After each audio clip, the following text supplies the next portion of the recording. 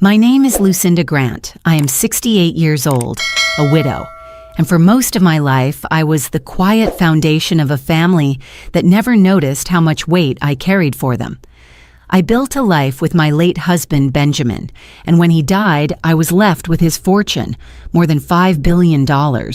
Money that was supposed to protect me in my old age, not turn me into prey. I remember the moment my son-in-law Dylan leaned close to me in the cabin, his breath heavy with smoke and whiskey. "Hope you like fire," he whispered as he locked the wooden door. The bolt snapped shut like a gunshot, final and merciless. The flames were already crawling along the floorboards, hungry and fast. I screamed, my voice tearing at my throat. I pounded against the door, my fists splintering against the wood, but Dylan only laughed. My daughter, Eliza, stood beside him. My only child, the girl I once cradled in my arms when she was feverish, the girl I stayed awake for during endless nights of exams and heartbreaks. She stood there, her face lit by the orange glow of fire. She did not cry. She did not run to me. She only smiled, cold, distant, as if the woman burning inside that cabin was no longer her mother, but an obstacle. They thought the fortune was already theirs. They thought I would be nothing more than ashes and a headline about an elderly widow who had grown careless with gas. They believed their lies would be enough to convince the world that I had simply wandered into an accident. But when they returned home later, ready to celebrate their victory, I was already waiting. Not in the fire, not in the grave they had chosen for me. I was sitting in Benjamin's old leather armchair, the one he gave me on our 20th anniversary, and in my hands I carried something they never expected. Proof. The kind of proof that does not burn. The kind of proof that turns predators into prisoners. Yes, they locked me in a burning cabin, but I did not burn. I did not die. I was not finished. They still do not understand who I am. I am Lucinda Grant. And this is the story of how my own blood tried to erase me, how I rose from the fire they thought would destroy me, and how I learned that silence, patience, and truth are stronger than greed. I did not burn. I am not finished. And they still do not know I am alive. If you are listening to my story now, I want you to stay with me. Stories like this are not just mine. They belong to anyone who has been betrayed by the very people they trusted most. They belong to those who have been called too old, too weak, or too inconvenient to matter. If you have ever felt that way, then this story is also yours. Before I continue, I will ask you something simple. Tell me where you are listening from. Maybe it is a quiet morning with coffee warming your hands. Maybe it is late at night when stories like this keep you awake. Let me know. And if you feel the weight of my story, if it touches something inside you, share it. Because stories only live when we pass them on. Now let me take you back to that Tuesday morning. On the surface, it was an ordinary day. The leaves outside my window were just beginning to turn gold with the first whisper of autumn. The air carried that crisp sharpness that always reminded me of new beginnings. I never imagined it would be the day my daughter and her husband decided to kill me. It began with a phone call. Eliza's voice sounded warm, almost too warm, when she said, "Mom, Dylan and I want to do something special for your birthday. Come up to the old cabin in Montana. We fixed it up just for you." That was the hook in their trap, disguised as love. I should have recognized it. I should have heard the rehearsed smile in her words. But when you are 68 and widowed, you cling to even the faintest sign that your child still wants you. So I agreed. I told myself it would be good, a family gathering, a celebration of my life. Instead, it became a rehearsal of my death. When Dylan turned the lock and left me in that inferno, I felt more than just fear. I felt the betrayal of generations pressing down on me. Betrayal is heavier than fire. It suffocates you in a different way. The flames were consuming the curtains, the rafters crackling like brittle bones, smoke clawing at my lungs. Yet, even in that chaos, I remembered something Benjamin once told me. "Lucinda," he said, "always know your way out.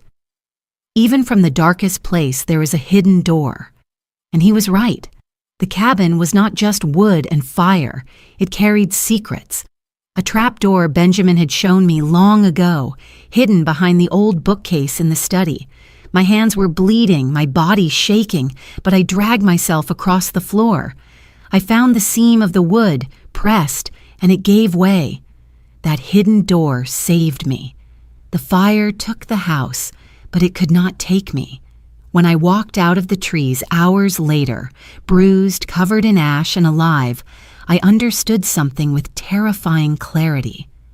My daughter had chosen money over blood. Dylan had chosen murder over patience. They thought they had ended my life. In reality, they had awakened me. Because fire does not only destroy, fire reveals. And I was ready to reveal everything. I did not burn. I was not finished. And they still do not know I am alive. When the flames of that night fade in my memory, what comes back to me most clearly is not the fire itself, but what led me there. To understand how I ended up locked inside a burning cabin by the people who should have loved me most, you have to understand who I am, who they are, and how money can rot the roots of a family until all that is left is ash. I was 68 years old when it happened, a widow for 6 long years. My husband, Benjamin Grant, had built a fortune in technology before most of the world even understood what that word really meant. He was not flashy. He was not reckless.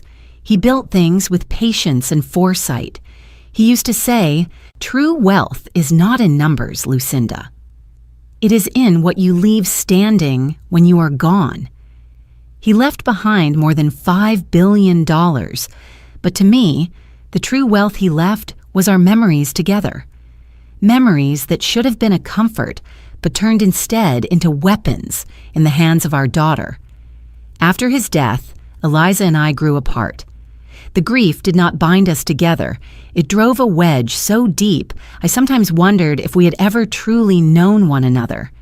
At Benjamin's funeral, while I was barely standing, I caught her smiling stiffly at a group of his business partners, already asking questions about next steps and future holdings.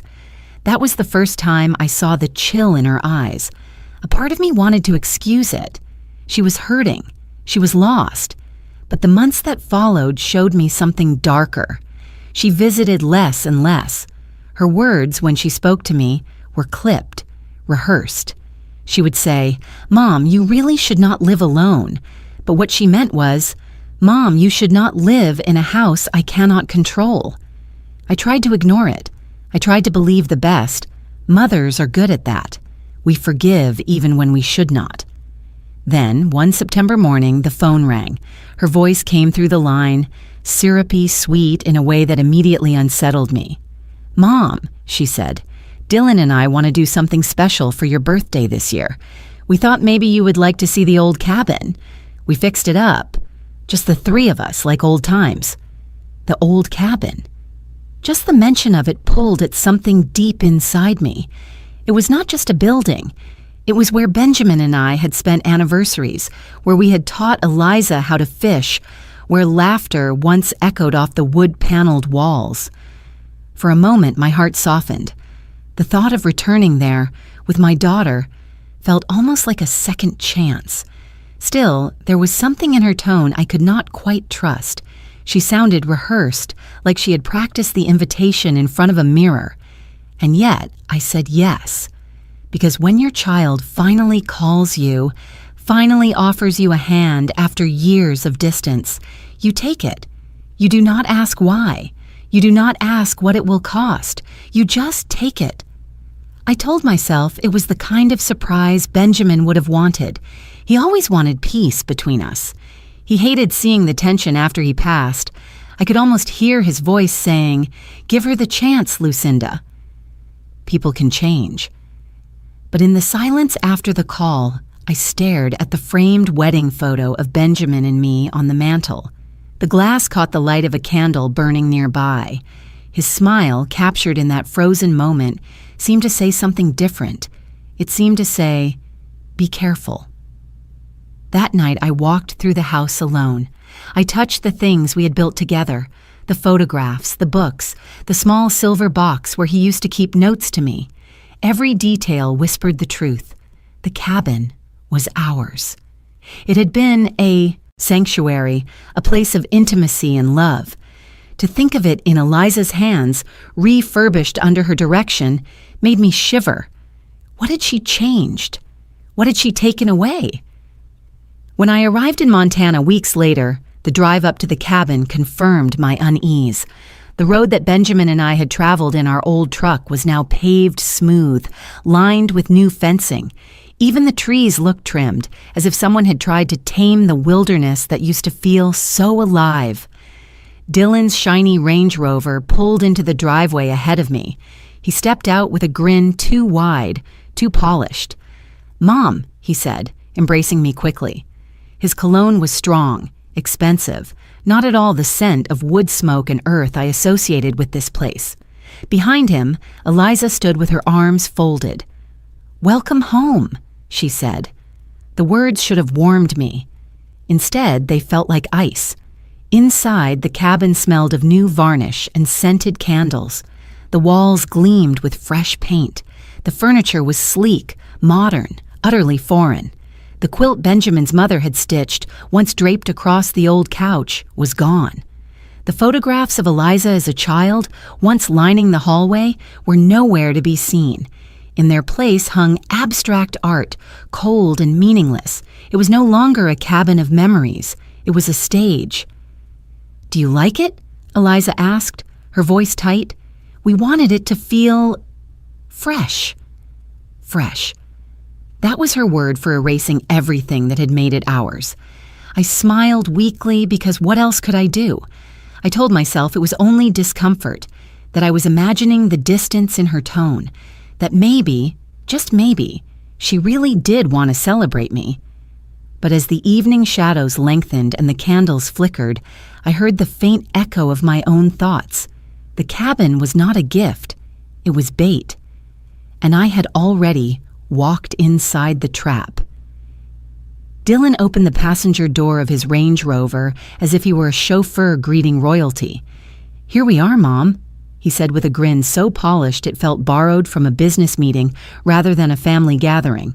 The leather seat smelled of money, not of the mountain air I remembered from Benjamin's old truck. Even the way he held the keys, twirling them between his fingers, spoke of performance. The cabin appeared at the end of the gravel path, but it no longer resembled the place Benjamin and I once called a sanctuary. The logs had been freshly stained, too dark, too perfect. The stone chimney rose like a monument rather than a hearth.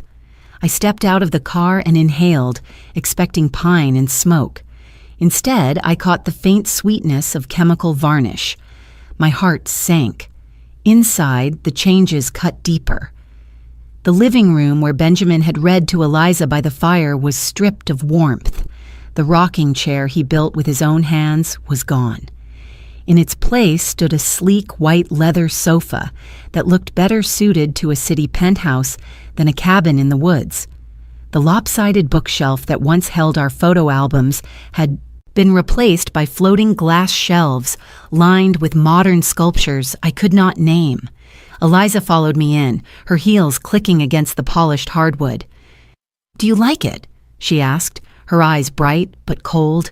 "We wanted to give it new life, something worthy of you."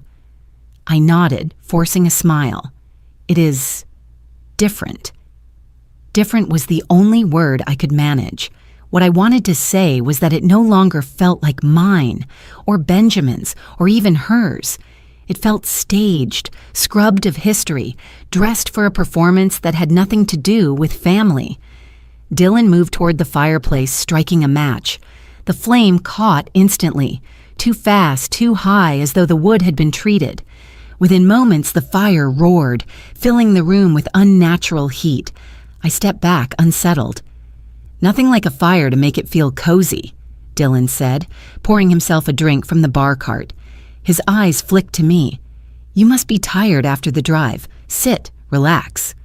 Eliza placed a glass of wine in my hand before I could protest. "It is your birthday weekend, Mom. We want to take care of everything." I raised the glass, but the scent was sharp, almost metallic. My stomach tightened. I set it down on the table beside me, unnoticed. We sat in a strained silence until Dylan leaned forward, elbows on his knees. "You know, Mom, probate can be so complicated. All those documents, so much red tape." Eliza's hand brushed his arm, her signal for him to continue. "I was thinking," he said, voice casual but eyes sharp, "maybe it would be easier for you if things were simplified, if Eliza and I helped manage the assets, just so you do not have to worry." The words slid across the room like oil on water. I stared at the fire, its flames leaping higher than they should, sparks snapping against the grate. My pulse quickened. "I appreciate your concern," I said slowly, "but I am perfectly capable of managing my affairs." Eliza tilted her head, her smile too sweet. "Of course, Mom. We just want to make sure everything is handled, in case something unexpected happens." Her words carried a chill that the fire could not warm. I glanced around the room, searching for the comfort I once knew here. The lamp in the corner flickered, light stuttering before steadying again. The smell of gas brushed against my nose, faint but undeniable. My eyes moved to the kitchen, where the pilot light on the stove glowed brighter than it should, a tiny flame that seemed to hiss. Something was wrong. The unease grew heavier with each minute. I thought of Benjamin's voice, warning me to always trust my instincts, and my instincts screamed now. "Let's take a walk outside," I suggested, rising. "The evening air is crisp. It will do us good." But Dylan blocked me with a smile that did not reach his eyes. "Stay a while longer, Mom. We planned this evening carefully. There is so much to talk about." I sat again, my hands folded, tightly in my lap, the wine glass still untouched beside me. The walls felt closer. The fire cracked too loud, too hot. The gas hissed from somewhere unseen. The cabin, once a place of laughter and safety, had been transformed. It no longer sheltered me. It surrounded me. A memory flashed. Eliza as a little girl running barefoot across this same floor, giggling as Benjamin chased her with a blanket cape. That child was gone. In her place stood a woman whose smile reminded me of the sharp edge of broken glass. The realization settled in my bones. I was not a guest here. I was cornered prey. Every detail confirmed it. The locked windows, the oversized fire, the unnatural stillness in their questions. The cabin had been remade not for comfort, but for control. For the first time since Benjamin died, I felt truly alone. Not because I had no family left, but because the family I had was planning something I could not yet name, but already feared. The warmth of the fire pressed against my skin, suffocating rather than soothing. I forced myself to keep breathing, to keep calm, to watch every movement, every glance. I had walked into what they called a homecoming, but it was not a home. It was a trap. Dylan poured the wine slowly, watching the dark liquid swirl into the glass. "You should have a drink, Mom," he said, handing it to me with the same charm he used on strangers at dinner parties. "For your birthday." I hesitated, but Eliza stood nearby, her eyes fixed on me, her smile unreadable. I lifted the glass to my lips, tasting the sharp edge of bitterness. It burned in a way that did not belong to wine. Within minutes, my limbs felt heavier, my thoughts slower, as though I were being lulled into someone else's dream. My fingers tightened around the arm of the chair. Something was wrong. My body knew it before my mind could name it. "What did you give me?" I whispered, my voice hoarse. Dylan's grin widened, though he pretended to look offended. "Just wine, Mom. You must be tired from the trip." Tired. That was not the word. Drugged was the word. Betrayed was the word. I pushed myself to my feet, swaying. The room spun. "I need air," I said, stumbling toward the door, but the handle would not turn. I rattled it harder, panic tightening around my chest. It was locked. The sound echoed too loudly in the room, as if even the walls wanted me trapped. Dylan stepped closer, his shadow cutting into the flickering firelight. "Sit down, Mom. Rest. The fire will keep you warm." His voice was smooth, rehearsed, like a lullaby masking a threat. Behind him, Eliza stood with her arms crossed. She did not speak. She did not cry. She only nodded once, a small signal as Dylan slid the bolt firmly into place. The fire in the hearth cracked louder. Sparks jumped higher, scattering onto the rug. My eyes darted to the windows, but they too were sealed. The heat pressed closer, heavy and suffocating. "Please," I whispered, reaching for Eliza. "I am your mother." Her face did not change. If there was any hesitation, any flicker of the girl I once raised, it did not show. Only silence. Only that cold nod as if to say, "Yes, it is done." The scent of burning pine filled my lungs, mixed with something sharper. Gas. It leaked invisibly, feeding the fire as it clawed along the walls. Smoke curled up from the floorboards, winding around my ankles like dark fingers. I stumbled backward, coughing, my vision blurred by tears. My skin prickled from the growing heat. The crackling grew louder, a roar building inside the cabin as though the house itself had turned against me. The flames climbed higher, licking the curtains, racing toward the ceiling beams. The room was no longer a home, it was a furnace. For one terrifying moment, I thought it was over. I thought this would be my grave, trapped behind a locked door, betrayed by my own blood. My heart pounded with the weight of finality. And then, through the haze of smoke, memory struck me like a lifeline. Benjamin's voice, soft, steady, guiding. "Lucinda," he once said, standing with me in this very cabin decades ago, "always know your way out."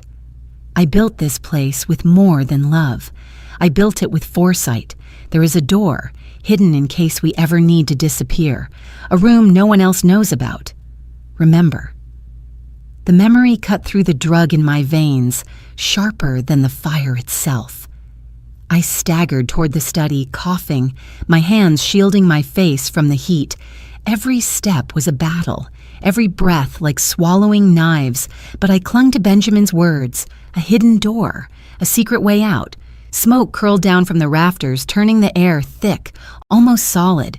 My body screamed for me to lie down, to give in, to let the fire take me. But I forced myself forward, groping along the wall, my fingertips searching for the seam in the wood paneling. There, beneath the shelves, where Benjamin once stored his ledgers, a faint outline, almost invisible in the shadows. I pressed, and the wood gave way. The trapdoor creaked open, a whisper of salvation beneath the roar of flames. Cool air rushed up from below, carrying the damp smell of earth. I fell to my knees, pulling myself through, my body scraping against the rough edges. Above me, the fire consumed the cabin. The smoke howled, pressing against the ceiling like a storm. But below, there was a path, a tunnel Benjamin had carved, leading away from the cabin into the safety of the woods. My hands shook, my lungs burned, but I knew then that I was not finished. Not yet. Dylan's words still rang in my ears. The fire will keep you warm. But the fire would not keep me. The fire would reveal me. And as I pulled the trapdoor closed above me, leaving the inferno behind, one thought crystallized in my mind. They believed I would die here tonight. They believed the flames would erase me. They were wrong. I remembered Benjamin's final gift, the foresight of a hidden door, and, with it, the chance to rise from the ashes. The fire may have been their weapon, but survival would be my answer. The hidden tunnel smelled of damp earth and memory. My hands scraped against stone as I crawled forward, each movement tearing the skin on my palms. Warm blood streaked across the dirt, mixing with the soot that already clung to my arms. My lungs burned, every cough rattling like broken glass inside me. Still, I pushed onward. Behind me, the fire roared above the trapdoor, devouring the cabin that had once been my refuge. The tunnel was narrow, built for necessity, not comfort. Benjamin had dug it decades ago, insisting on what he called a survival whim. At the time, I laughed, teasing him about being dramatic. "What are we running from, Benjamin?" I had asked. He only smiled. "Not everything in life is predictable, Lucinda. One day you'll be glad I thought ahead." Tonight those words carried me forward. I do not know how long I crawled. Minutes, maybe hours. Darkness bent time into something shapeless. My breath came ragged, shallow, each gasp dragging smoke deeper into my chest. My knees were raw from the rocky ground, my nails broken. I felt the sting of blisters opening, the slow trickle of blood. Yet the thought of Eliza standing behind that locked door, nodding her silent approval, burned worse than any wound. When the tunnel finally opened, the night air hit me like a mercy I did not deserve. Cold, sharp, filled with pine and freedom. I collapsed onto the forest floor, gulping oxygen as though it were water. My body shook with violent coughs until I spat blood into the dirt. Above me, the sky stretched endless and indifferent. Smoke rose behind the trees, curling into the stars. The cabin was gone. My daughter had meant for me to vanish with it. I tried to stand, but my legs betrayed me. I staggered forward, half crawling, half dragging myself through the underbrush. Branches tore at my hair, smearing ash into my scalp. My dress clung to me, stiff with sweat and soot. Every step screamed agony, yet I could not stop. I repeated Benjamin's name like a prayer, each syllable pulling me farther from the fire. At last, through the blur of exhaustion, a light flickered in the distance. A porch lamp. I knew that light, though it had been years. Ruth, my old friend, my confidant. The woman who had once stood beside me in courtrooms, sharp as steel, before she retired to this quiet corner of Montana. I stumbled toward her house, collapsing twice before I reached the steps. My fists, bloodied and trembling, beat against her door. It opened with a creak, and there she was, older, grayer, but unmistakably Ruth. Her eyes widened as she took in my state. "Lucinda," she gasped, catching me before I fell. "Good Lord, what happened to you?" Her hands pressed against my shoulders, steadying me. I could not find words at first. Only sobs and coughs broke from me. She pulled me inside, guiding me toward the couch, her voice firm but gentle. "Sit down. You're hurt. Stay still." The room smelled of chamomile tea and old books, a scent that wrapped around me like safety itself. Ruth fetched a blanket, draping it over my trembling body. Her fingers brushed the burns on my arm. The blood streaked across my hands. Her face paled. "Who did this to you?" she demanded. I met her gaze, and the words fell out raw, stripped of everything but truth. "My daughter," I whispered. "Eliza, she wants me dead." The silence that followed was heavier than fire. Ruth's lips parted, her eyes searching mine for any trace of delirium. But she saw the burns. She smelled the smoke clinging to me, and she knew. Her hands tightened around mine. "Tell me everything." So I did. Between ragged breaths, I told her about the cabin, the locked door, Dylan's voice whispering that the fire would keep me warm. I told her about the nod, Eliza's cold, wordless consent. I told her about the wine, the metallic taste, the trapdoor Benjamin had built. Ruth listened, her jaw clenched, her eyes narrowing with each detail. When I finished, she sat back, silent for a long moment. Then she spoke, her voice low and certain. "They tried to erase you, Lucinda, but you're still here. And if you're here, then we'll make them pay." I clutched the small wooden box she placed in my hands, one she had pulled from a drawer. Inside were bandages, ointments, the tools of care. But to me, it felt like more than first aid. It felt like a lifeline. As she wrapped my wounds, the weight of betrayal pressed harder. I thought of Eliza's smile, the way she had once called me Mommy when she was scared of thunderstorms. Now she was the storm, and I was the casualty she meant to bury. Yet beneath the grief, something else stirred. A spark, not of fire, but of resolve. I had survived the flames.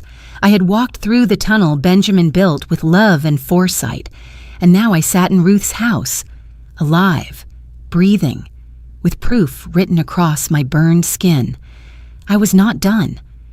Ruth's eyes met mine, fierce and unwavering. "We'll start with the truth," she said. "Then we'll build from there. They think they hold all the cards. Let's show them what they've forgotten. You are Lucinda Grant, and you are not finished." Her words anchored me. The fire had tried to erase me.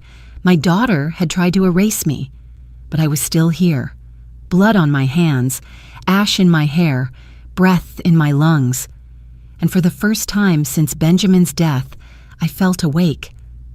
Ruth always carried answers in the corners of her life, the way some people carry prayer beads or lucky charms. That night, as I sat on her couch with my hands wrapped in gauze and ash, still tangled in my hair, she leaned back and studied me. Then she said, "There's someone you need to meet." The following morning, just as the gray light touched the horizon, she brought him to her home. Max Carter, a retired detective turned private investigator. He was well into his 70s, his hair white but his eyes sharper than any man half his age. He moved with a limp, the ghost of an old injury, but when he shook my hand, his grip was firm, unflinching. "Mrs. Grant," he said, nodding once, "Ruth tells me you survived something most don't walk away from. I'm sorry for that, and impressed." I offered a weary smile. Impressed isn't the word I'd use. Betrayed feels closer. Max lowered himself into a chair across from me, pulling a small notebook from his coat pocket. Its leather was worn, its pages filled with a sprawl of purple ink. "Ruth says you've got names. Let's start there." I reached for a pen, my hands trembling as I opened Ruth's old address book. The names came faster than I expected, as though they had been waiting just under the surface of my grief. "Dr. Henry Collins," I said first. "My personal physician. He signed off on every surgery, every prescription, every note that Eliza shoved in front of me when I was too weak to argue. He's the one who insisted I needed Dylan and Eliza to manage my paperwork while I was recovering." Max nodded, jotting the name in his notebook with deliberate strokes. "Second," I whispered, my throat tightening. "Patricia Lang. My estate attorney. She had access to every document Benjamin and I drew up. If Eliza had any help rewriting my will or forging my signature, Patricia would be the one to open the door." Max's pen scratched again. "And the third?" I hesitated, the name bitter in my mouth. "Marcus Reed, my investment manager. He handled the trusts, the accounts, the foundations. He knows where every dollar lives. And if Dylan promised him a share of the spoils, he would not hesitate to play along." The room went quiet. Ruth reached for my hand, squeezing it gently. 3 names, 3 places to start. But Lucinda, are you ready for what you might find? This won't just be betrayal from your daughter. This could be an entire web. I nodded, though my heart felt heavy. I need to know the truth. Without it, I'm just another woman who vanished in a fire. Max closed his notebook with a snap. "Then here's the reality. Your pain is valid, but it's not evidence. If we want to expose them, we need proof. Something the courts, the press, even the public can't ignore. Documents, recordings, money trails. That's the only way predators like these are stopped." His bluntness stung, but he was right. My burns, my story, even Ruth's testimony would not be enough. Eliza and Dylan had already begun weaving a tale of my confusion, of my so-called decline. Without hard evidence, I would remain nothing more than a ghost in their narrative. Ruth leaned forward, her voice sharp. So how do we get proof? Max's eyes flicked to me. We start where they feel safest. Their home. While they're out playing the grieving family, there may be records, digital or physical, that they're keeping close. If they're working with your doctor, your lawyer, and your manager, there will be traces. Trust me. Criminals always leave a trail when they believe no one's watching. I swallowed hard, picturing the house Eliza now lived in, the same one Benjamin and I once filled with laughter. The thought of stepping back inside made my stomach twist. But Max was right. If Eliza and Dylan believed I was dead, they would not bother hiding much. When? I asked. Max's voice carried no hesitation. Tonight. The sooner the better. Every day that passes gives them more time to tighten their story. The decision hung in the air like smoke. I felt the weight of it pressing against my chest, the memory of the flames still fresh in my lungs, but something else stirred beneath the fear, a sense of clarity. Benjamin once told me, "Truth has a way of finding its way through the cracks, Lucinda, but sometimes you have to push it through yourself." This was that moment. "All right," I said finally. "We do it tonight." Max smiled faintly, though his eyes stayed grave. He pulled a small USB stick from his pocket and set it on Ruth's table. "This one's empty. When we're done, it won't be. We'll copy whatever we can from their computers. Emails, bank statements, contracts, anything that ties them to Collins, Lang, and Reed." I stared at the tiny device, its weight out of proportion to its size. Empty now, but soon it might hold my life. Proof that I had not imagined the betrayal, proof that my daughter had conspired to erase me. Ruth poured us tea, though none of us touched it. The air was too thick, charged with the gravity of what lay ahead. "They think I'm ashes," I said quietly. "They think the fire erased me. But they don't know that Benjamin left me more than memories. He left me tools. And tonight, I'll use them." Max tucked his notebook away and stood. "Then let's get to work. We've got one chance to walk into their lives unseen. And when they come home from their little search party for the mother they already buried, we'll be waiting, this time with the truth." The night air in Portland carried a damp chill, the kind that clung to your bones. Max drove us in silence, his old sedan blending into the street like it belonged to the shadows. I sat in the passenger seat, my bandaged hands folded in my lap, my heart pounding harder the closer we got to Eliza's house. That house had once been mine. Benjamin and I had raised Eliza there. The walls had heard her laughter, her tantrums, her whispered secrets at bedtime. Now it belonged to her and Dylan. Tonight it would reveal whether the daughter I once loved had truly buried me. We parked a block away. Max handed me a pair of gloves and a small flashlight. "Stay behind me," he said. "No noise unless necessary." His voice was calm, seasoned. I nodded, though every muscle in me trembled. The side door yielded easily to Max's practiced hand. We stepped inside, the smell of lavender candles mixing with something more sterile, fresh paint maybe, or bleach. The living room was staged like a magazine spread. On the wall above the mantel hung Eliza's wedding photograph, she and Dylan smiling like royalty, my absence noticeable only to me. My chest tightened. They had already erased me from the family gallery. Max gestured toward the basement door. Documents are usually hidden below, fewer eyes. The basement creaked under our steps. The air was cooler, heavier, thick with dust. Boxes were stacked neatly along the walls, labeled with handwriting I recognized. Eliza's, though sharper now, stripped of warmth. My flashlight beam landed on a frame, a medical certificate, Dr. Henry Collins. His signature looped in blue ink, authentic and brazen, as if to say he stood behind everything they were doing. Beside it lay a folder on a work table. I opened it with shaking hands. Inside, documents of transfer, properties, accounts, trusts. My name forged in places where my hand had never moved. My signature, copied with precision, mocked me from the page. My knees nearly buckled. "Keep steady." Max whispered. He scanned the room like a soldier, then pointed to another stack of papers. I lifted them one by one. A psychological evaluation. Patient shows increasing confusion, lapses in memory, difficulty recognizing familiar people. Signed again by Collins. Stamped by a clinic I had never visited. I whispered, "They're building a case that I've lost my mind." Max's jaw tightened. "Not building, built. This is their shield if anyone questions your disappearance." We pressed on. In the far corner of the basement, Max knelt beside a chest.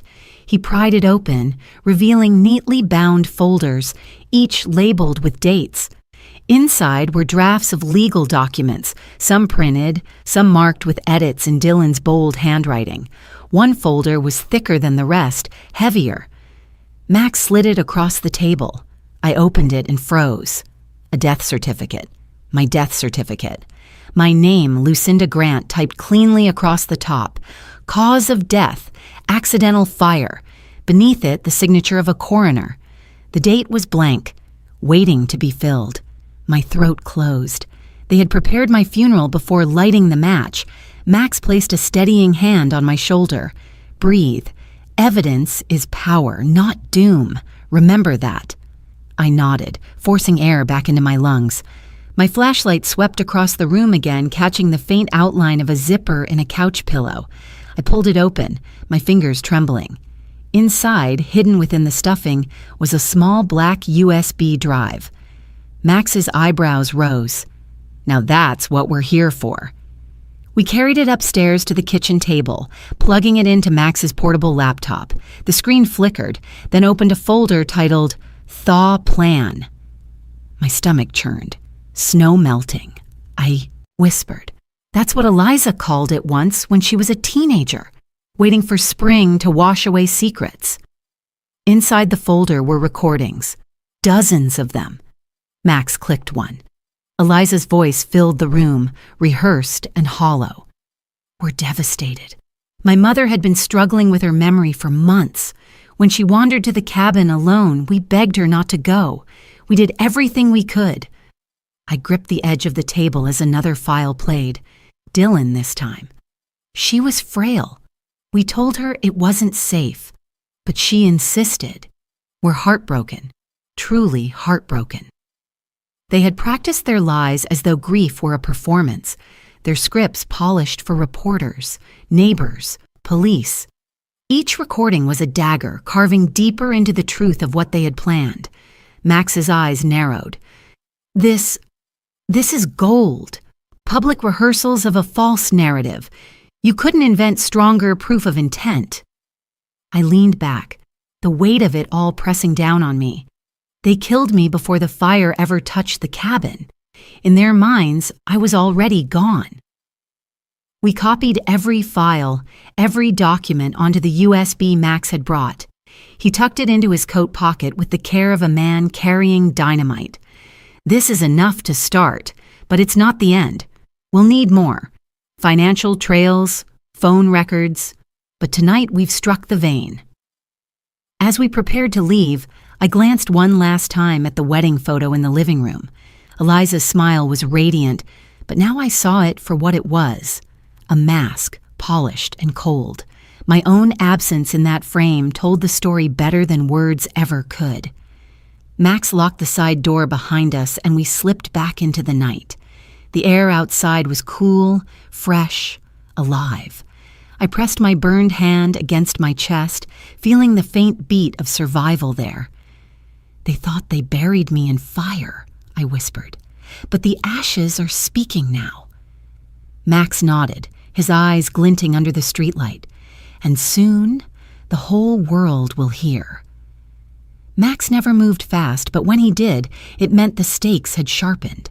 The morning after we uncovered the files, he sat at Ruth's kitchen table with his battered notebook open, tapping a pen against its spine.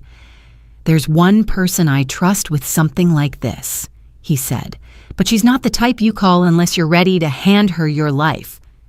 Ruth raised her eyebrows. "Who?" Max looked at me.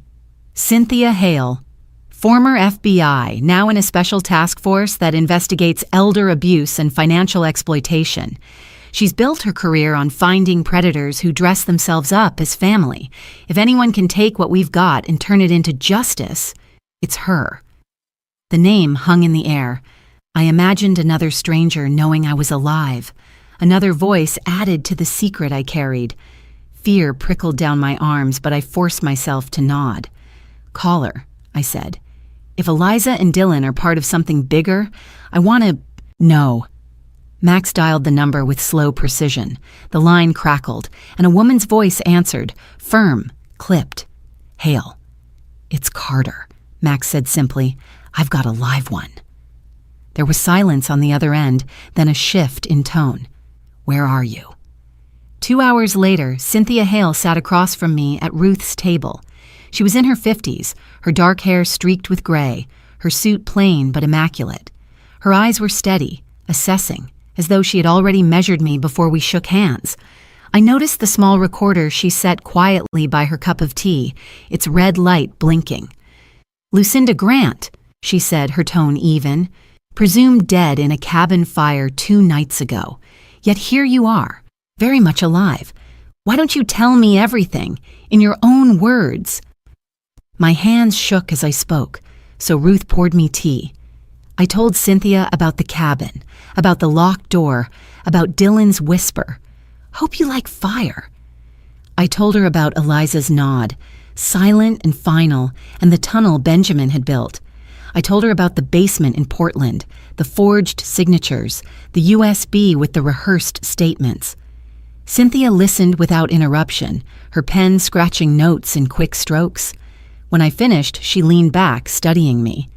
You understand, Mrs. Grant, this is not just a family dispute.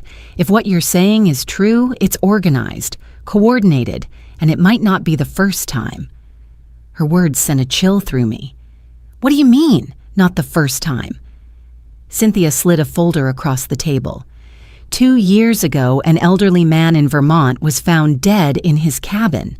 Fire consumed the building, and the report listed it as accidental. He was worth $32 million. The will was contested, but eventually shifted to his son and daughter-in-law. She opened another file. 9 months later, Idaho. Another cabin fire. Widow, 74 years old. Estate of nearly $60 million. Again, the heirs walked away with everything. Both times, the fire was ruled an accident. Both times, the narrative was dementia, confusion, carelessness with the fireplace. I felt the blood drain from my face. Cabins, I whispered. Always cabins. Exactly, Cynthia said. And in both cases, when we pulled the probate documents, we found a striking detail. The same legal firm filed the paperwork. A boutique practice out of Boston, Lang and Associates. The same name you just gave me. Patricia Lang, my estate lawyer. My stomach turned. Ruth spoke first, her voice sharp. So Eliza and Dylan are just the latest puppets? Cynthia nodded slowly. Looks that way. And if that's true, then your doctor and your investment manager might also be part of a larger circle feeding families into this scheme. A perfect formula. Target wealthy elders, frame them as incompetent, stage an accident, and funnel the assets. I pressed my hands against the table to steady myself. You're telling me my daughter didn't just betray me for her own greed. She joined something already practiced. Cynthia's gaze was sympathetic but unyielding. It doesn't lessen the betrayal, Mrs. Grant, but it does mean you're not alone. Others have fallen into the same pattern. The good news is your survival broke it. You are the first living witness we've had. Max leaned forward. We've got files, recordings, forged documents, that USB drive. Yes, Cynthia said, but it's not enough. Courts will ask, were you coherent? Were you misremembering? We need indisputable evidence that ties Lang, Collins, and Reed directly to the scheme. Money trails, emails, meeting logs, and we need you, Mrs. Grant, willing to go public when the time comes. My mouth went dry. Go public. That meant more than surviving. It meant stepping back into the world, tearing off the cloak of death Eliza had wrapped me in. I looked down at the cold tea Ruth had poured, the steam long gone.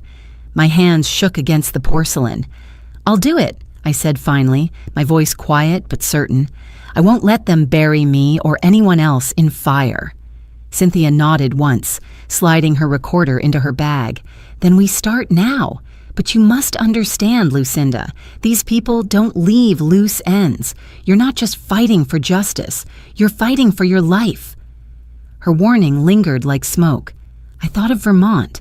I thought of Idaho. I thought of the cabin still smoldering in Montana, its ashes carrying the story Eliza wanted told. But I was alive. And with Max, Ruth, and Cynthia, I was no longer fighting alone. Justice does not always begin with a courtroom. Sometimes it begins with a whisper that unsettles the guilty. Ruth and Max wanted to move carefully, collecting hard evidence. Cynthia urged patience, warning me that one wrong step might push Eliza and Dylan to cover their tracks more thoroughly. But I knew my daughter's mind. She had always been bold when she believed herself unchallenged. The only way to shake her was to remind her that shadows sometimes talk back. So I wrote her a letter. I used the same handwriting Eliza had once mocked for being too elegant, the script Benjamin used to call my signature melody. Every curve, every flourish, I carved into the page with deliberate care. The ink bled slightly thanks to Ruth's antique fountain pen, but that only gave it age, authenticity. The words were simple. "You forgot, Eliza, that I still remember the way home." I folded the letter into a scented sheet of stationery I had saved for years, pressed between books Benjamin once read aloud. The paper carried the faint trace of lavender. I dusted the edges with ash I had brushed from my own hair, embedding my fingerprints faintly in the smudge. When light touched it, the ridges were clear. It was not just a letter. It was proof that the fire had not consumed me. With it, I slipped a postcard I found in Ruth's desk, an old photograph of the Montana cabin before it was renovated. Across the blackened image, I wrote in steady hand, "Meet me where it all began." The envelope was sealed with wax. We mailed it from a small town 30 miles away, one that Eliza would never suspect I could reach. 3 days later, Max called me to Ruth's parlor. He had a grin like a fox who had scented panic. "It landed," he said, "and they took the bait."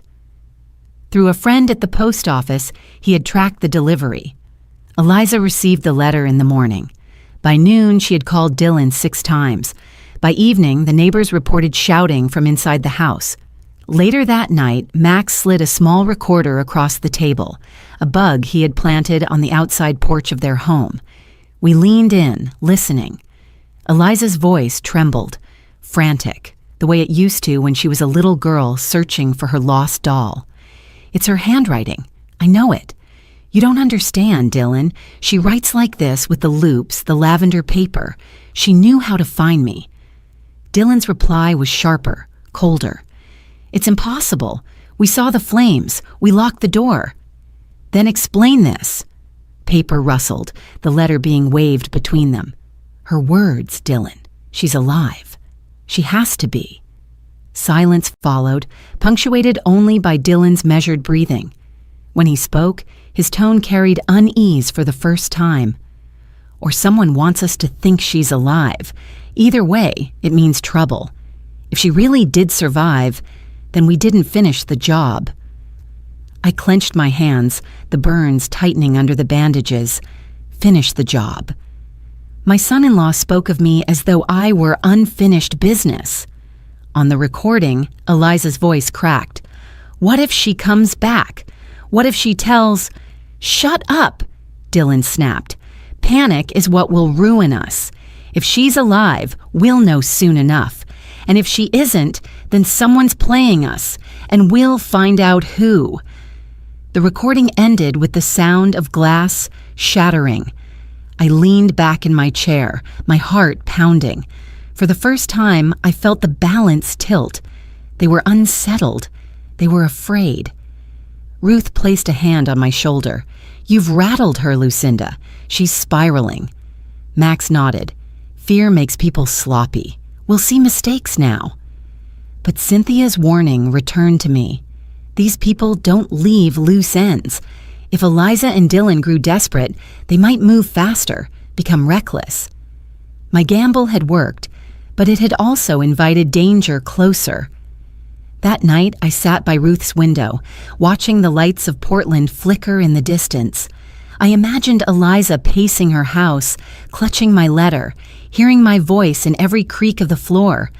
Did she think of me as a ghost, risen from the ashes? Or did she remember me as her mother, the one who once brushed her hair and told her that truth always mattered? Perhaps both. The letter was not just for her. It was for me. Each stroke of ink had been a declaration. I am not gone. You cannot erase me. My memory, my voice, my dignity, they still live, stronger than the fire that tried to consume them.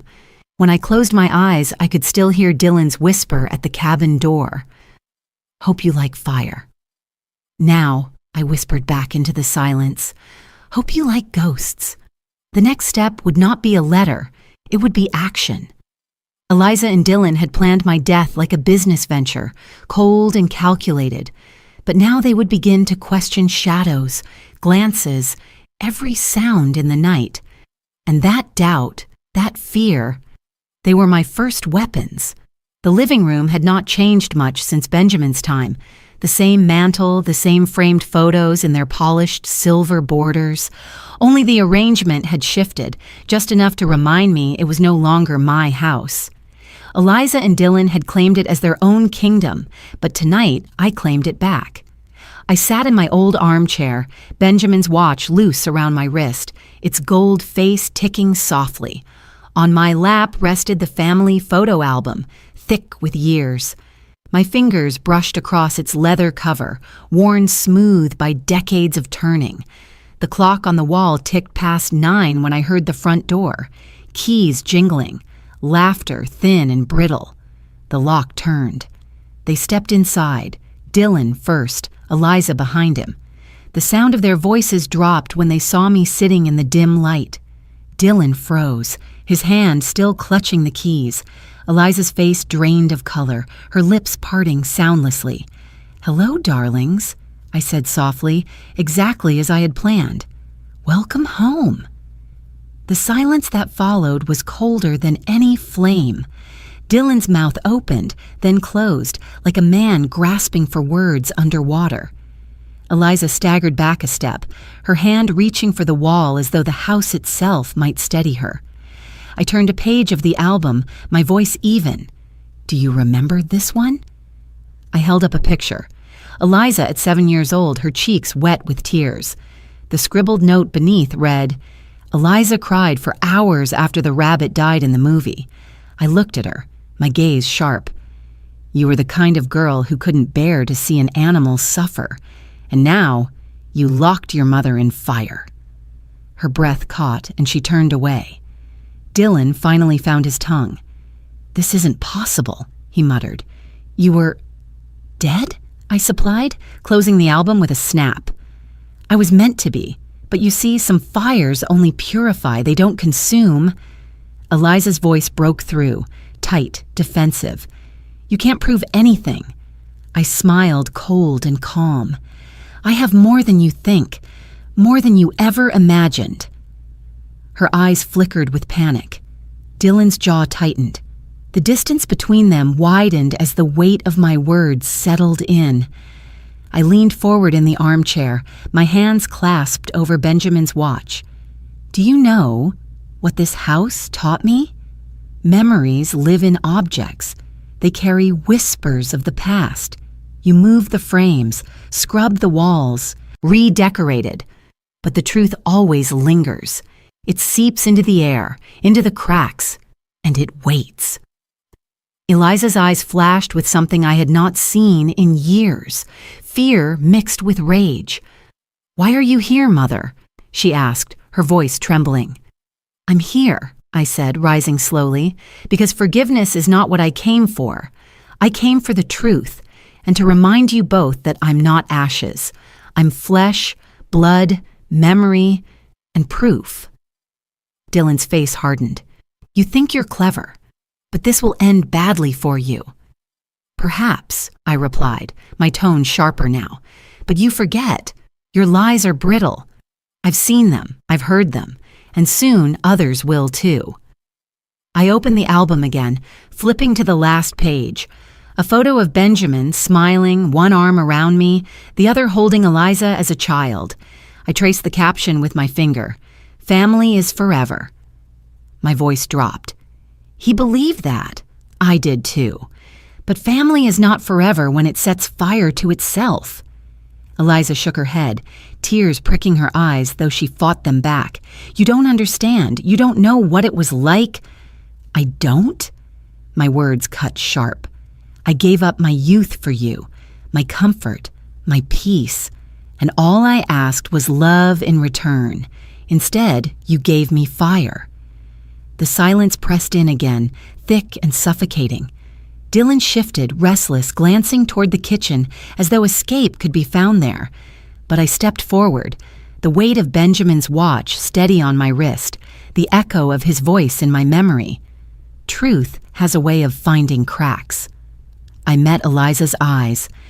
You wanted to erase me, but you only erased the illusion that I could still be blind. I see you now, Eliza, and I see you too, Dylan. Dylan's fists clenched. You think the law will believe you? You think anyone will take your word over ours? I laughed softly, a sound that chilled even me.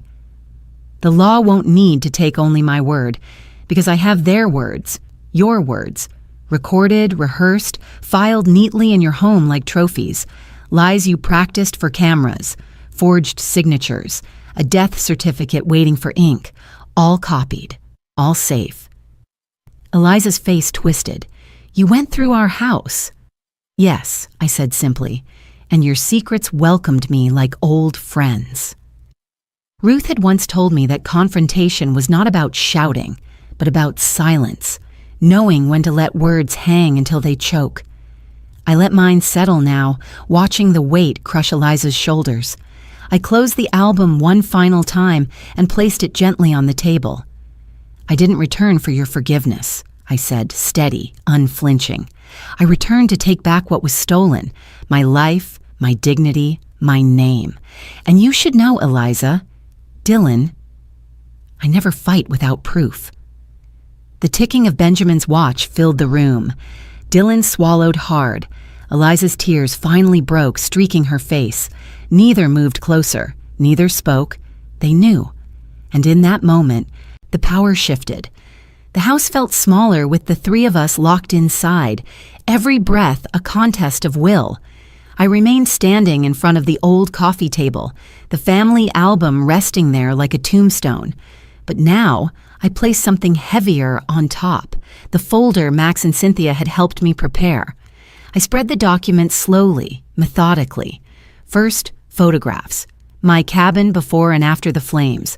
One image alive with golden wood, Benjamin's handwriting etched into the beams. The other, a charred skeleton, its bones blackened. Eliza flinched as though the pictures burned her again. Dylan looked away. Next, I laid down 2 official reports. Vermont, I said, tapping the first page. A man worth $32 million. Cabin fire. Dementia narrative. The heirs walked free. Then the second. Idaho. Widow. $60 million. Same story. Same lawyer. The same language repeated word for word. Eliza's voice cracked. What does that have to do with us? I met her eyes cold and steady. Everything. Because your lawyer, Patricia Lang, signed both probates, and her name appears here. I slid forward the copy we'd taken from the basement, Eliza's signature right beside Patricia's. Dylan tried to mask his fear with anger. This proves nothing. Paper without context means nothing. I smiled faintly and reached for the final stack. Then perhaps Dylan's financial portfolio will give you context. I spread the pages like playing cards, investments wired through accounts Marcus Reed controlled, properties transferred under shell corporations, all lined up neatly in dates that coincided with the forged signatures. The silence pressed in like smoke. Dylan's fists clenched at his sides. Eliza's breathing quickened, her gaze darting between the papers and my face. Then I leaned down and pressed a small black device onto the pile, a recorder. Its red light blinked. "I've been listening," I said softly. "Not just tonight, from the beginning." Eliza frowned, confused, until I lifted my gaze. "Do you remember Benjamin's paranoia? How he insisted on cameras in the cabin after that break-in 15 years ago? He never removed them. You thought you burned the truth with me." But the fire didn't touch the safe behind the stone wall. It still held his little devices. And every word you whispered before the match was struck, every smile, every nod was captured. Dylan's face drained of color. He took a step back, his bravado cracking. "You're lying." I clicked the recorder. The room filled with the hiss of playback, then Dylan's own voice, crisp, undeniable. "Hope you like fire." Eliza gasped, her hand flying to her mouth.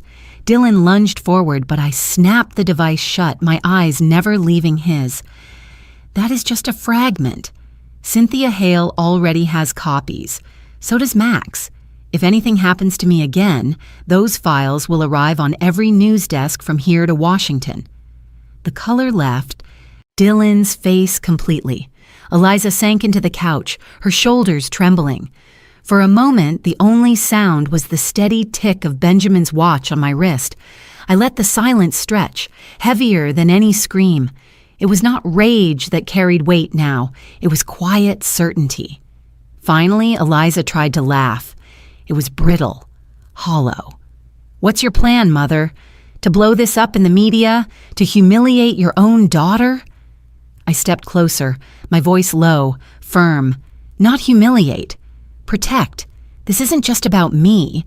It's about every mother, every widow, every elder who still believes their family would never betray them.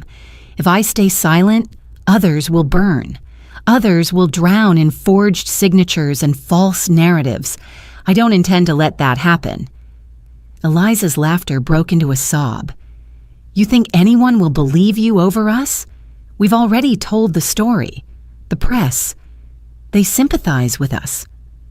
I placed a hand over Benjamin's watch, feeling its pulse of time. "They will believe because truth leaves fingerprints. It smears across ash. It lingers in recordings. It seeps through lies. You built your empire on silence, Eliza, but silence can also be a weapon." Her eyes met mine then, and for a flicker, I saw the child she once was, the one who had cried over a rabbit in a film. But the woman before me was steel-twisted by greed, and there was no undoing that. Dylan found his voice again, rough and bitter. "So what now? You think you've won? You think a few files and tapes will erase us?" I straightened, gathering the documents back into the folder with slow precision. "I don't need to erase you. You've done that yourselves. My task is only to show the world what you really are. The masks you wear, dutiful daughter, grieving son-in-law, they'll crumble the moment light touches them, and light is coming." The quiet deepened, pressing into their bones. I could see it in their eyes, the dawning terror that comes when lies collapse under their own weight. I looked at them one last time, my voice steady, final. "I'm not here to beg. I'm not here to forgive. I'm here to do what is right, for Benjamin, for myself, and for every soul you would have burned to keep your hands clean." No one moved. The room was thick with truth, and truth itself had become the loudest sound. The silence after my words was not empty. It pulsed, thick with everything unsaid. Dylan's hands trembled, though he tried to clench them into fists. Eliza sat pale and shaking, her mask cracked wide enough for me to see the fear beneath. And then Dylan snapped. "This is insane. He barked, his voice pitched high, desperate. "You think you can stop us? You think your little tapes and files matter? You don't even know how big this is. We're not the first, Lucinda. We're not the last. People want this. Families line up for it. They pay for it. And we deliver." His words, hot with arrogance, spilled into the open air before. He realized what he had said. The front door burst open. Shadows moved fast. Boots, jackets, flashlights. Cynthia Hale entered first, her badge flashing under the lamplight. 2 federal agents flanked her, weapons drawn but steady. "Thank you, Mr. Warren," Cynthia said calmly, addressing Dylan. "That was the confession we needed." Dylan froze, his eyes darting from her to me. Eliza's gasp cut through the room like glass breaking. "You set us up," she whispered, her voice cracking, raw with betrayal. I remained still, Benjamin's watch ticking steady on my wrist. "No," I said softly. "You set yourselves up. I just let the silence catch your words." Cynthia motioned for the agents to secure the room. One gathered the files from the table, slipping them into an evidence bag. Another pressed Dylan against the wall, reading him his rights. Eliza didn't resist. She slumped into the couch, staring at the family album as if it might rewrite itself. Cynthia turned to me. "Lucinda, you should hear this. It's bigger than your family, much bigger." She opened a thick folder she carried and laid out photographs, charts, maps. My stomach tightened as I leaned closer. 8 states, Cynthia said. Vermont, Idaho, Montana, New Hampshire, Oregon, California, Colorado, Maine. In every one of them, we've found patterns. Elders declared incompetent through forged psychiatric evaluations. Fire, falls, sudden heart attacks. Always the same type of tragedy. Always the same beneficiaries walking away with millions. She tapped one photo, a smiling man in his early 60s, his hair slicked back, his eyes sharp behind rimless glasses. Dr. Adrian Vale, former neurologist. Expelled from the medical board 10 years ago for falsifying records, he reinvented himself as head of a private cognitive wellness clinic. Officially, he counsels families on how to support aging relatives. Unofficially, he supplies the paperwork that erases them. Another photo, a modest clinic building, the sign polished, Vale Institute for Advanced Cognitive Care. Families come to him desperate, Cynthia continued, afraid of dementia, afraid of decline. He offers a solution: diagnose the parent as unfit, transfer control of the estate, and if needed, arrange a dignified accident. He calls it accelerated transition. The bile rose in my throat. A dignified accident, I repeated, my voice shaking. That's what they told themselves when they locked me in the fire. Cynthia nodded grimly. Eliza and Dylan weren't masterminds. They were clients. Vale's network handled the details, supplied the doctors, smoothed the probate filings. They paid their fee and waited for the inheritance. Your survival is the first crack in a very profitable empire. Eliza finally found her voice, weak and trembling. We only did what they told us. They said it was safe. They said, "Enough," Cynthia cut her off. "You'll have your chance to speak in court." I looked at my daughter, and for a fleeting second, pity pierced me. She was not merely greedy. She had been seduced by a machine that preyed on weakness, on impatience, on entitlement dressed as love. But pity hardened again into resolve. "I thought it was just me," I whispered, my throat tight. "I thought betrayal lived in my house alone. But it's a generation erased so the next could feed on what they never earned." Cynthia's gaze met mine, steady, fierce. "Yes, and with your testimony, with your proof, we will expose every one of them." The agents moved Dylan toward the door. He struggled, shouting, his voice cracking. "You'll regret this, do you hear me? We weren't the only ones. Dozens of families, dozens trusted Vale. You can't undo all of it." His words echoed as they dragged him out, fading down the hall. Eliza stayed seated, silent now, staring at the floor. She didn't look at me, she didn't look at anyone. She just folded into herself, small, broken. Cynthia placed a hand lightly on my shoulder. "We'll take it from here, but Lucinda, you should prepare. What you've set in motion will shake people. There will be trials, headlines, backlash. It won't be quiet." I nodded. My voice came steady, colder than I expected. It doesn't need to be quiet. It needs to be true. The room emptied, agents gathering evidence, voices low and professional.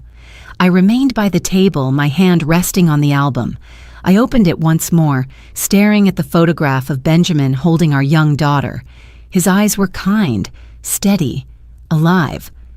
"I thought I had lost only you," I whispered to him, though only silence answered. "But it turns out I lost the world we built. They sold it for fire and lies." The watch ticked. The album pages rustled in the draft of the open door. But for the first time since the flames, I felt something rise inside me. Not just grief, not just rage, but clarity. This was no longer about my fortune, or even about Eliza.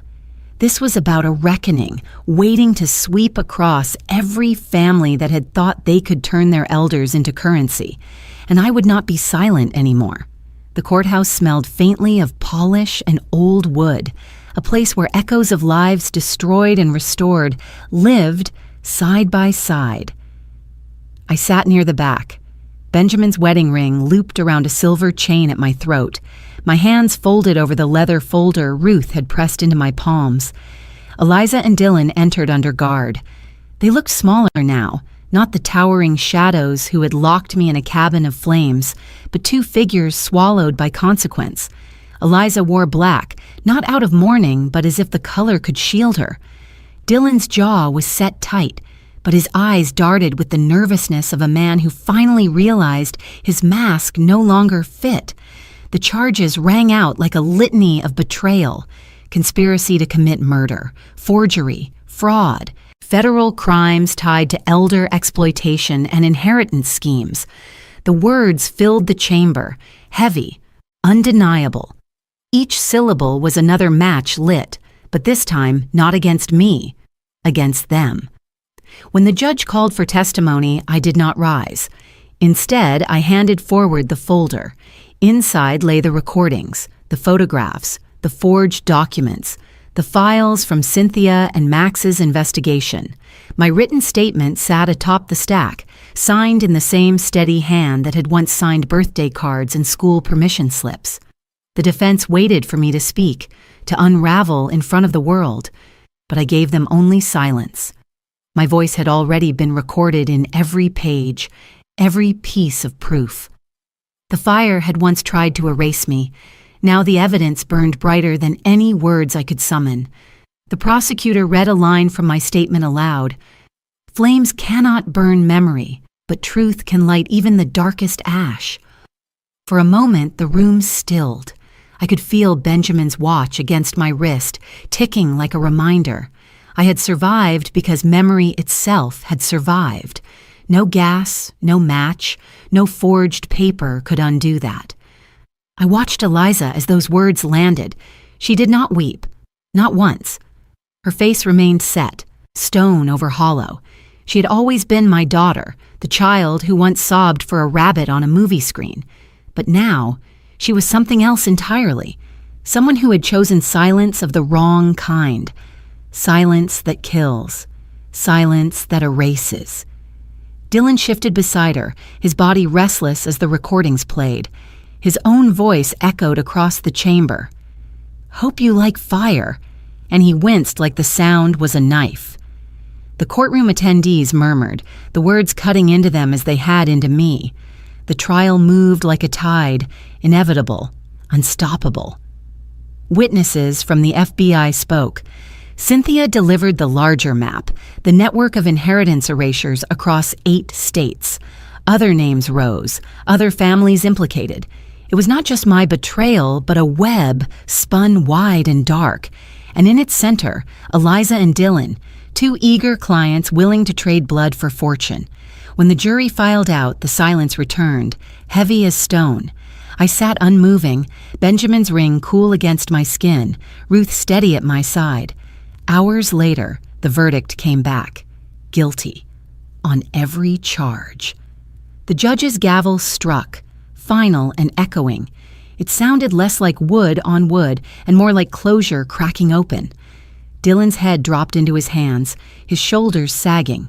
Eliza only stood, her chin lifted, her face pale and unreadable. Not a single tear touched her cheek. As they were led out, the slow motion of their steps felt unreal. Shackles clinked softly, boots pressed against marble. Eliza turned once, not toward me, but toward the exit, as if she still believed freedom might wait just beyond the door. But freedom had never been hers to keep. She had chosen fire, and fire had answered. I remained seated, my breath steady. I had not spoken aloud in that room, but my silence had spoken louder than any plea. Proof had carried my voice. Truth had been my witness. And I thought, as the doors closed behind them, the flames had not destroyed me. They had only burned away the illusions. 3 months later, the air around the cabin smelled different. No longer smoke, no longer charred pine or ash. Lavender sprouted in neat rows along the rebuilt porch, their purple buds swaying in the breeze. The cabin had risen again, not as my prison, but as a sanctuary. We called it Haven House, an anonymous center for older women who had been betrayed by those who should have loved them most. I walked slowly across the gravel path, my hand brushing against the weathered wicker chair we had placed outside. It was not Benjamin's leather armchair, but something simpler, humbler.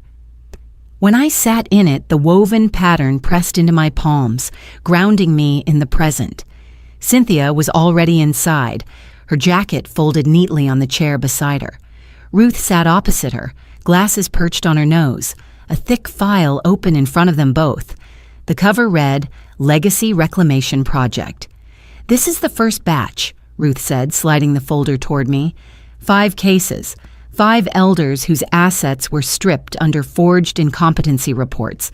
Their families declared them unfit, then sold their lives for profit. I touched the folder lightly as if it were fragile. In truth, it was iron, evidence that would bring dignity back to women and men who had been silenced. Cynthia leaned forward. "Lucinda, what you started has already rippled wider than you realize. Since the trial, victims have begun writing in. Some are still alive, some through advocates. They're asking for help. We can't undo every betrayal, but we can return what was stolen, at least some of it." I opened the file. Names, dates, photographs. An 82-year-old woman in Oregon declared incompetent 2 months before her son purchased a yacht with her savings. A retired teacher in Vermont whose forged signature had transferred her farmland to a nephew she barely knew. The ink was neat, the stamps official, but the truth screamed from every page. My throat tightened. "These aren't just numbers," I whispered. "They're lives."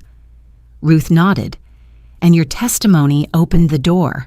Courts are beginning to reconsider cases that looked too neat. With Cynthia's team and my contacts in probate law, we can file motions to reclaim estates, quietly, carefully, piece by piece." I looked up, the lavender-scented air drifting in through the window. For the first time in years, the room didn't feel like a battlefield. It felt like rebuilding.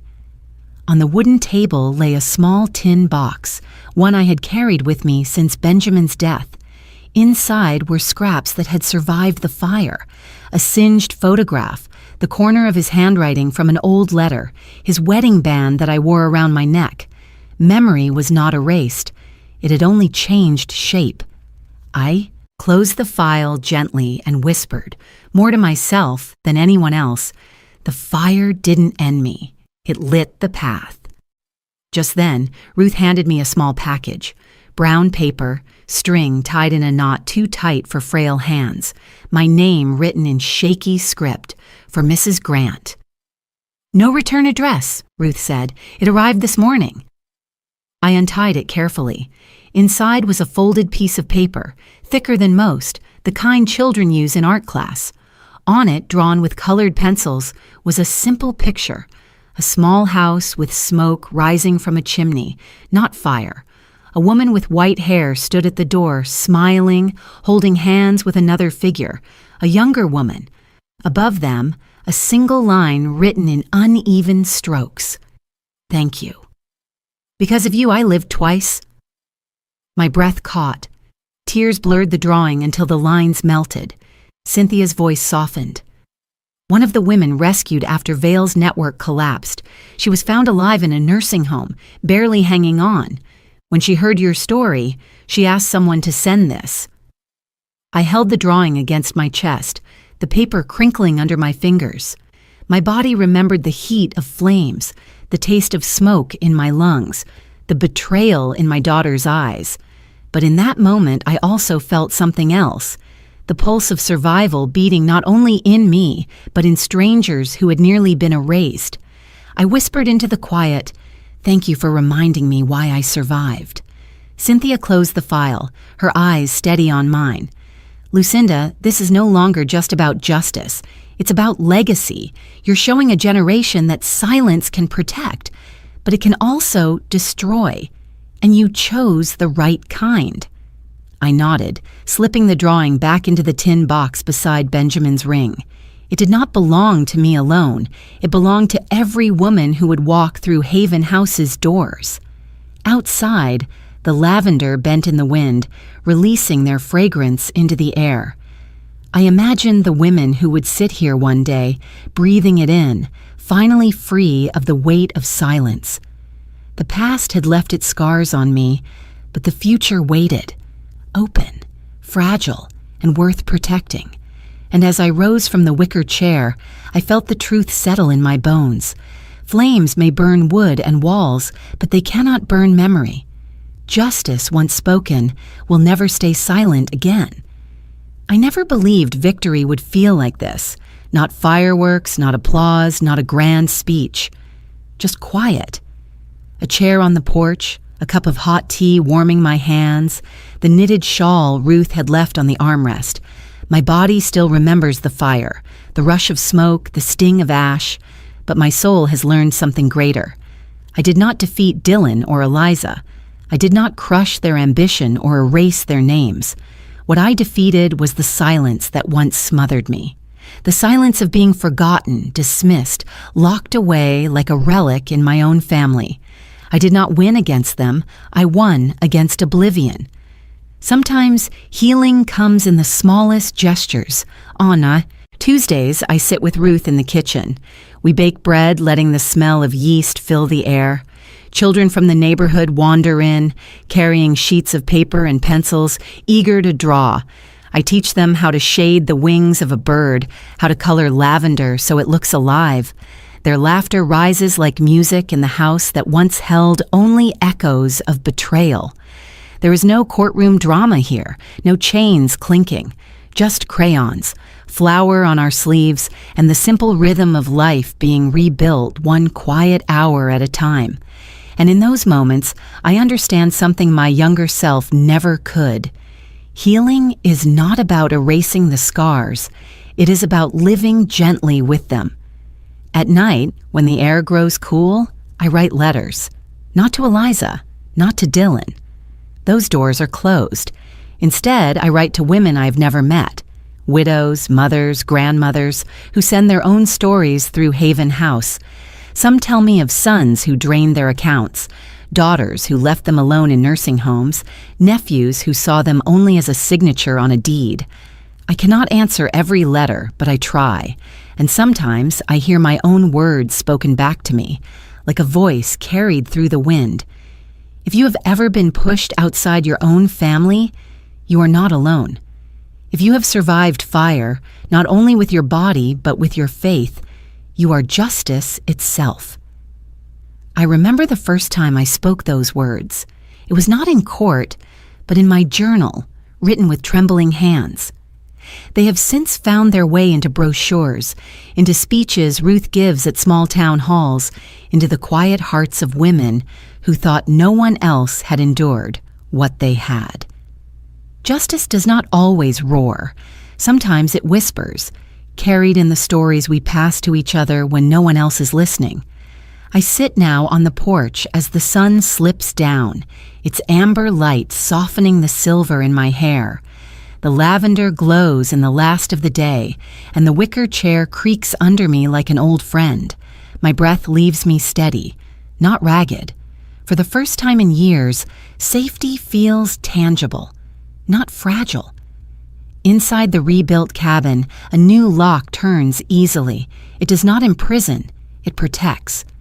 I hear the faint click as Ruth closes it for the evening. That sound, once a symbol of betrayal, has become my motif of peace. Locked doors, but not against me. Locked doors keeping me safe, keeping what we have built secure. I do not live waiting for the next betrayal anymore. I live teaching a child how to hold a paintbrush. I live tasting bread, warm from the oven. I live remembering Benjamin not with fire, but with lavender, with laughter, with the small tin box of memories that survived. No, I did not burn. I was reborn. Before we say goodbye, I want to leave you with this. Where are you watching from? Is it a quiet morning with a warm cup of coffee in your hand, or a late night where stories like this keep you company in the dark? Tell us in the comments. We read each one with gratitude.